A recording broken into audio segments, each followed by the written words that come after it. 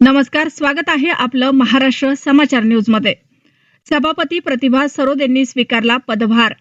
महानगरपालिकेच्या स्थायी समितीच्या सभापती प्रतिभा अतुल सरोदे यांनी गुरुवार दिनांक 30 एप्रिल रोजी आपल्या पदाचा पदभार स्वीकारला। यावेळी महापौर सय्यद इक्बाल, उपमहापौर गणेश देशमुख, आयुक्त नितीन नार्वेकर, सहाय्यक आयुक्त तुकाराम कदम यांनी त्यांचे स्वागत केले। पदभार घेतल्यानंतर सभापती प्रतिभा सरोदे यांनी उपस्थितांचे आभार मानले। दरम्यान नूतन स्थायी समिती सभापतींचा सर्व स्वच्छता निरीक्षकांनी सत्कार केला।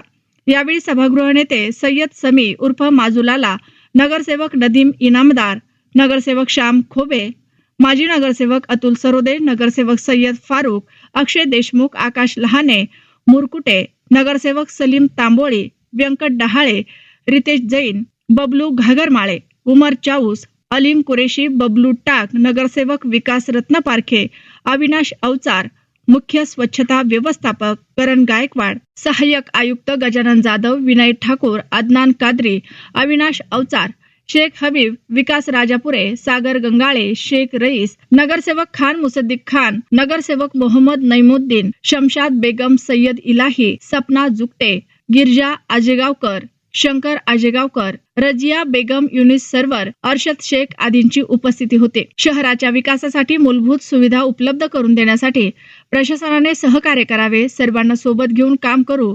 प्रतिभा सरोदे, सभापती स्थायी समिती मनपा मी परभणीकरांचे व आमच्या पक्षाचे पक्षप्रमुख उद्धवजी ठाकरे साहेब, तसेच जिल्ह्याचे लाडके खासदार साहेब संजय जाधव साहेब, परभणी विधानसभाचे आमदार राहुल पाटील साहेब, परभणी जिल्ह्याचे जिल्हा प्रमुख अनिराव साहेब व सहकारी सर्व मित्र परिवार पक्षाचे पदाधिकारी व आमचे सहकारी पक्ष काँग्रेसचे सुरेशदादा देशमुख, तुकारामजी रेंगे पाटील, भगवानदादा वाघमारे साहेब व सर्व आमचे सहकारी सन्माननीय सदस्य, सभागृह नेते, महापौर साहेब, उपमहापौर साहेब, सर्व पक्षाचे गटनेते यांचे मी आभार मानतो की त्यांनी मला यावेळेस माझ्या पत्नीला जे स्थायी समिती सभापती होण्याकरिता मदत जी केली, सर्वांनी बिनविरोध निवड केली तिची, हे फळ माझ्या कामाचं म्हणा किंवा माझ्या कार्याचं असेल असं मी मानतो।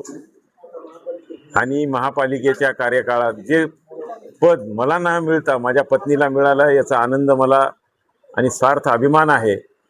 मी जी पक्षाची सेवा, या परभणीकरांची सेवा, जी प्रभागाची सेवा केली, तिच्या माध्यमातून आता मला शहराची सेवा करण्याचा मान सन्मान जो या पदामुळे मिळाला, त्याला मी सार्थ अभिमान ठेवून एक चांगल्या कर्तव्य पत्नी तिला सांगल की या शहराची सेवा निश्चित आपल्या जोपर्यंत श्वासात श्वास आहे तोपर्यंत स्वच्छता असेल, पाणी पुरवठा असेल, विकासाच्या माध्यमातून रस्ते नाल्या असतील, मूलभूत सगळ्या सोयीसुविधा असतील। आणि मी प्रशासनालाही सूचना आणि विनंती करल की त्यांनी माझ्या पत्नीला सहकार्य करावं व ज्या काही आपल्या परभणी महापालिकेच्या अडीअडचणी असतील, जसं की पेन्शनचे पगारधारक असतील, रेग्युलर कर्मचाऱ्याच्या पगारी असतील, त्याच्यामध्ये निश्चित आम्ही शासनाचा पाठपुरावा करून तिला या गोष्टीला यश येईल एवढी आशा बाळगतो व तुमच्या सर्व पत्रकार बंधूंचे आभार मानतो की आपण वेळोवेळी या माध्यमातून हे जे काही चर्चा वगैरे हे करून जे लोकांपर्यंत सोशल मीडियाच्या माध्यमातून पोहोचवता, त्याबद्दल मी सर्वांचे आभारी राहील।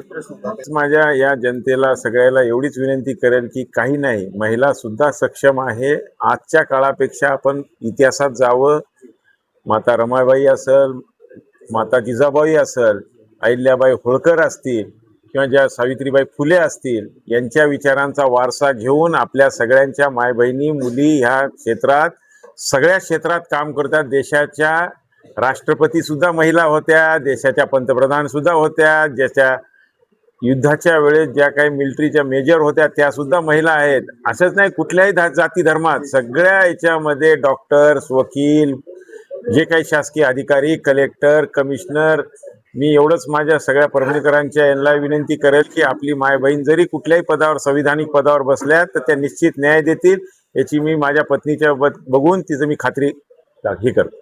स्थायी समिती सभापती महिला म्हणून पदभार स्वीकारलेला आहे आणि आपल्या सोबत असणाऱ्या ताकदीने सांगताच येत नाही मला, नाही एका यशस्वी पुरुषाच्या मागे एक स्त्रीचा हात असतो, पण माझ्या यशाच्या मागे साहेबांचा हात आहे, कारण त्यांच्यामुळेच आज मला हे एक पद मिळालेलं आहे आणि आनंदही खूप होत आहे आणि जिम्मेदारीही वाढलेली आहे. मी एक आई आहे, एक गृहिणी आहे, एक पत्नी आहे. आता घरचं करूनही मला परभणी शहराचा विकास करायचा आहे आणि सर्वप्रथम तर मी घंटागाडी, कचरा, पाणी पुरवठा याच्यावरती सर्वात जास्त लक्ष देणार आहे. मला जेवढं जास्तीत जास्त परभणी स्वच्छ आणि सुंदर करायची आहे आपली. आणि आता लाईटही खूप चालली, लाईटीचं नाहीये आपल्याकडे, पण त्याच्यामध्ये पण मला लक्ष द्यायचं आहे. कारण प्रत्येकाचीच अडचण आता उन्हाळ्यामुळे लाईट कंटिन्यू जात आहे आणि बाकीच्या गोष्टी तर करणारच आहे मी सगळ्याच.